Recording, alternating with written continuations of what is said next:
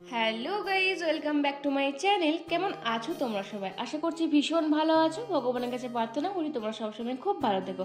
তো চলে এসেছি আজকে আর একটা নতুন ব্লগ নিয়ে। আর আজকে ব্যাকগ্রাউন্ডটা দেখে নিশ্চয়ই বুঝতেই পারছো আমি কোন দিনের আজকে ব্লগটা নিয়ে এসেছি। হ্যাঁ, আজকে ছিল মানে সেদিনকে ছিল আর কি জেঠুদের বাড়ির হরিনাম। আর হরিনামের আগের দিন রাত্রেবেলা একটুখানি গেছিলাম যে জেঠুদের কতদূর কী হয়েছে না হয়েছে, কতটা কেমন কি সাজানো হয়েছে, সবাই কী করছে সেগুলো একটু দেখতে। দেখো কি সুন্দরভাবে সাজানোটা হয়েছে না। আমাদের যখন হরিনাম হলো ওই কিছুদিন আগে এপ্রিল মাসে, তখন এইভাবেই কিন্তু সাজিয়েছিলাম আমাদের দুর্গা মন্দিরটাকে। তো সেরকমভাবেই দেখে শুনেই তো মানুষ শেখে, তাই না? তো সেরকমভাবে কি সুন্দর সাজিয়েছে, নাহলে কিন্তু এরকমভাবে কোনো বছরই অতটাও ভালো করে সাজানো হয় না। বেশ এই বছরটা বেশ সুন্দর হয়েছে। এদিকে মাও এসেছে, মাও একটু গল্প টল্প করছিল সবার সাথে। আসলে আসার কারণ হচ্ছে আরও একটা কারণ আছে। জেঠুদেরকে আমরা হচ্ছে যে তোমার মিষ্টির টাকাটা বা দামটা দিই, যেটাই বলো না কেন, আমার বাবা প্রত্যেক বছরই জেঠুর হাতে দিয়ে আসে। তো সেই জন্য এবছর মা যে ওই মানে ওই 200-300 লোকের মতন, 300-400 লোকের মতন হয়, তো সেরকম মিষ্টির দাম কত হবে ওই 3-4 হাজার টাকা জেঠুর হাতে দিয়ে আসে। আর এদিকে সানাকেও নিয়েছিলাম, সানা তো খুব এনজয় করছে সবার সাথে। এরকম সাজানো গোছানো আছে, লাইট জ্বলছে, ওর ভীষণ এগুলো নিতে ইচ্ছে করছে। শুধুই বলছে মিমি মিমি আমাকে এটা দেবে, এটা একবার দেখবে। আর ঠাকুর প্রণাম করা তো ওস্তাদ, ঠাকুরকে ভীষণ ভালোবাসে ও। মানে যাই করুক না কেন ঠাকুর দেখতে পেলেই মাথা নামিয়ে নমো ঠিক করবে, প্রণাম ও করবেই আর কি। তো বেশ সুন্দর করে সাজানো হয়েছে। এদিকে তরকারি কাটাও চলছে। রাত্রে বেলাতে তরকারি না কাটলে সকালবেলা কি সম্ভব নয় এতজনের সরঞ্জাম মানে আয়োজন করা। তো সেই জন্যই আগে থেকে কেটে রাখছে, সবাই এসে মিলেমিশে গল্প টল্প করতে। দেখবে অনুষ্ঠানের আগের দিনগুলোতে সব থেকে বেশি মজা হয়। অনুষ্ঠানগুলোতে তো ব্যস্ততার মধ্যে দিয়ে দিনগুলো মানে ব্যস্ততার মধ্যে দিয়েই কেটে যায় সময়টা, কোন দিকে বুঝতেই পারা যায় না। কিন্তু অনুষ্ঠানের আগের দিনগুলোতেই বেশি মজাটা হয়। তো যাই হোক, এটাই সবাই মিলে আলোচনা করছিলাম যে আজকে যদি বাবা থাকতো আরও কত ভালো মানে আনন্দ হতো। সবাই বাবা তো বিশাল লোকজন ভালোবাসে, তো বাবা ভীষণ খুশি হতো। আর বাবাকেও সবাই যেমন ভালোবাসে, বাবাও তেমন সবাইকে ভীষণ ভালোবাসে। তো যাই হোক, তারপর দিনকে সকালবেলা হয়ে গেছিলো, তারপর দিনকে কিন্তু চলে এসেছিলাম ওখান থেকে। তো সকালবেলা ঘুম থেকে উঠেই দেখি মানে ঘুগনি সবার বাড়িতে দিয়ে এসছে। অনেকে খেতেও মানে ওখানে বসেও খেয়েছে, আবার অনেকে নিয়েও চলে এসেছে। যে আমাদের ঘরের পেছনেতেই যে প্যান্ডেল করা হয়েছে, কেউ কেউ মানে যারা চেয়ারে বসতে পারে না তারা মানে নিচে বসতে পারে তাদের জন্য চেয়ারও করা হয়েছে, আবার কিছু জনের জন্য মাটিতেও বসে খাওয়ার ব্যবস্থা করা হয়েছে। তো যেহেতু মুড়িটা ঘরেতেই খাবো সেই জন্য মা এখানেতে ঘুগনিটা নিয়ে চলে এসছে, মানে দাদারাই দিয়ে গেছে আর কি। তো আমি মুড়ি ঘুগনি খেতে খুব একটা ভালোবাসি না, মানে ঘুগনিটা আমি খুব একটা পছন্দ করি না আর কি। কিন্তু খুব ভালো করলে খাই, কিন্তু যে ভীষণ ভালোবাসে সেরকমটা নয়। চপ বেগুনে দিয়ে মুড়ি খেতে যেমন ভালো লাগে, সেরকম ঘুগনিটা দিয়ে অতটা ভালো লাগে না। সেজন্য এই যে একটা রুটি ছিল, আগের দিনকে রুটিটা একটু বেশি করা হয়েছিল, সবাই খেয়ে নিয়েছিল, দিদিরাও খেয়ে নিয়েছিল, আমার জন্য একটা ছিল। আর এদিকে ভাই এনেছিল পাউরুটি।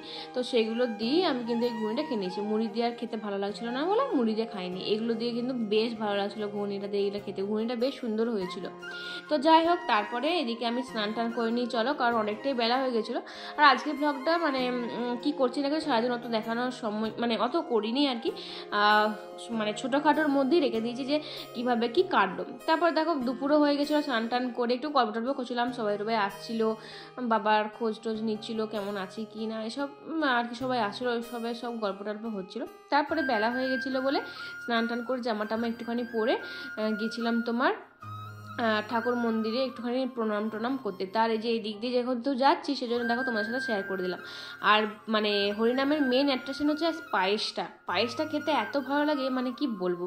আর এখানে কিন্তু অনেক আইটেম হয়েছিল, দাঁড়াও তোমাদেরকে একটু পরেই তোমাদেরকে মানে আইটেমটা শেয়ার করে যখন খাবো। আর এদিকে সানা ওর মায়ের সাথে যেতে পারেনি, মা চলে গেছে আর বেচারি এখানটার মধ্যে ঘুরপাক খাচ্ছে। সেজন্য বললাম যে তুই চল আমার সাথে যাবি, তো তোর মা ওখানেই আছে। দিয়ে সেজন্য ওকে নিয়ে হাত ধরে ধরে যাচ্ছিলাম। এদিকে বর দিদি যে প্রণাম করে আসছিল, আমি বললাম যে চল আর একবার আমার সাথে, তো সানাও যাবে সেজন্যই আর কি ও আবার গেল। মানে কি বলতো, শুধু মনে হচ্ছে এই তো সেদিনে একটা হরিনাম গেল আমরাই দিলাম, তখন কত আনন্দ মজা ছিল, বাবা ছিল, কত কত মজা করেছি।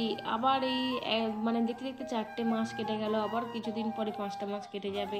এরকম করতে করতে 1 বছর 2 বছর 3 বছর 10 বছর কেটে যাবে, সবাই মানে বাবাকে আমার ভুলে যাবে। আর কেউ মনে রাখবে না, মানে এগুলো কীরকম একটা ভাবলেই কেমন লাগে। যাই হোক ওইসব আমি ভাবতেই চাইছি না, ভালো লাগে না সব কথা বলতে। আর এদিকে দেখো আমরা কিন্তু এসে গেছি, দেখো এখানে কিন্তু বেশ সবাই আছে, আরও প্রচুর প্রচুর এখানে জেঠুদের পরিণামে প্রচুর মানে লোক হতো যখন, কারণ জেঠু তো পুজো টুজো করে, এখানে একটা ব্যাপার আছে, ওই সেই কুলো চালা হয় এখানে আমার জেঠুর কাছে খুব ভালো, অনেক দূর দূর থেকে মানুষও আসে, মানে ভালোও হয়েছে, অনেক কিছু হয়েওছে, তো সেজন্য অনেক জেঠুর যাত্রীরা আসে সব অনেক অনেক থেকে অনেক দূর দূর থেকে। তবে এখন জেঠুর বয়স হয়ে গেছে বলে অতটাও এখন আর সেজন্য লোকজনটাও একটু কমে গেছে, আসে না, জেঠু অতটা পারে না আর কি। তো যাই হোক আমি এখানে প্রণাম টনাম করে নিলাম, আর জেঠু এখন বেরোয়নি বলি, জেঠু অতটা পারে না বলি, এখন জেঠুর নাতি মানে চিরঞ্জিত আমার ভাইপো সেই এখন সব দায়িত্বটা নিয়েছে, সেই এখন বসে এখন পুজো টুজো আর কি করছে। তো যাই হোক প্রণাম টনামটা করে নিলাম, এবার চলো এবার খাওয়া দাওয়াটা সেরে নিই, কারণ অনেকটাই বেলা হয়ে গেছিলো। এদিকে প্রথমেই তো ভোগ দিয়ে দিয়েছিল, ভোগটা নিয়ে নিলাম, আর এদিকে সানাও এই প্রথমবার নিচে বসে আমাদের সাথে খেতে বসেছে জানো, আমরা চেয়ারে বসিনি, চেয়ারে তো অনেকেই বসছে, যারা পারে না তারাও এমনিও চেয়ারে বসছে। এদিকে ডোডোবাবুকেও পেছনে নিয়ে নিয়েছি, কারণ মেজদির এখনও স্নান টান হয়নি, মেজদি সবসময় লেট, সেই জন্য ডোডোবাবুকেও নিয়ে চলেছে। ডোডোবাবু তো চুপচাপ বসে থাকবে, ওর তো কোনো জ্বালা যন্ত্রণা নেই, দেখো সবার সাথে কথা বলছে, একদম করুণ চোখে তাকাচ্ছে, যেন কিচ্ছু জানে না, এরকম আর কি। খুব ভালো ছিল আমাদের ডোডোবাবুটা। আর এদিকে ভাত দিয়েছে, আমি কথা বলতে বলতে দেখছি এক গাদা ভাত দিয়ে দিয়েছি, এত ভাত খাওয়া সম্ভব নয়, আর সেই একটু কেমন হয় না ভাতগুলো, কোথাও কীরকম একটা খেতে লাগে, পারি না খেতে অতটা। তো তারপরে এদিকে শাক ঘন্টও দিয়ে দিয়েছে, তারপর শাক ঘন্ট আমার কিন্তু নামের শাক ঘন্ট বা কোথাও শাক ঘন্ট খেতে কিন্তু বেশ ভালো লাগে। তারপর ডালও পড়ে গেছে, ডাল আমি খেতে খুব একটা ভালোবাসি না, বিড়ির ডাল, সেজন্য নিয়ে নিই। তারপরে শুক্তো, আলু পোস্ত, বেশ সুন্দর খেতে হয়েছিল, আমার বেশ ভালো লেগেছে। দেখে সানা তো নিজের হাতে খাচ্ছে, একদম গোটা গায়ে মাখছে ফেলছে, ওর মানে ভীষণ ভালো লাগছে নিজের হাতে করে খাচ্ছে বলে, কখনো তো খায়নি সেরকমভাবে, তো মুড়িগুলো খায় মাঝে মাঝে, কিন্তু এইভাবে যে খাবে বসে বসে চুপচাপ, ও আঙুল চেটে চেটে হাত চেটছে, একবার কনুইয়ে চলে যাচ্ছে, মানে এবার দেখতেও বেশ ভালো লাগে মানে কাণ্ড কারখানাগুলো। তো যাই হোক তারপরে তো তোমার ওই চাটনি পাঁপড় পায়েস তারপরে হজমলা এগুলো তো ছিলই, তা করতে করতে মেজদিও চলে এসেছিলো। মেজদি বলছে তোরা খেয়ে নিলি বল, আমার জন্য একবার ওয়েট করলি না, আমরা কী করবো, তুই যদি সারাক্ষণ বসে থাকিস শুধু শুধু, যদি চান না টান না করি তখন কী করে বসে থাকবো তখন, এখানে মানে খালি ছিল বলে চলেও এসেছিলাম, এরপরে তো আরও ভিড় হয়ে যাবে, তখন আর জায়গায় পাবো না, সেই জন্যই আরও চলে এসেছিলাম। আমরা এরপর ডোডোকে ধরবো, তুই মানে চুপচাপ বসে খেয়ে নে, আবার কি এখানে তো একা টাকার কি আছে, এখানে ঘরের লোকেদের মতন সবাই ঘরের বাসেই খাওয়া দাওয়া খাওয়ানো হচ্ছে, তো আবার কি লজ্জার কিছু তো নেই। তো যাই হোক তারপরে খাওয়া দাওয়া এভাবেই হয়ে গেল। আর যেটা বলছিলাম এখন মানে এতটাই ব্যস্ততার মধ্যে দিন কাটছে, ঠিকঠাকভাবে ব্লগ দিতে পারছি না, টাইম মতো পোস্টও করতে পারছি না, আর কাউকে রিপ্লাই করতে পারছি না কমেন্টের।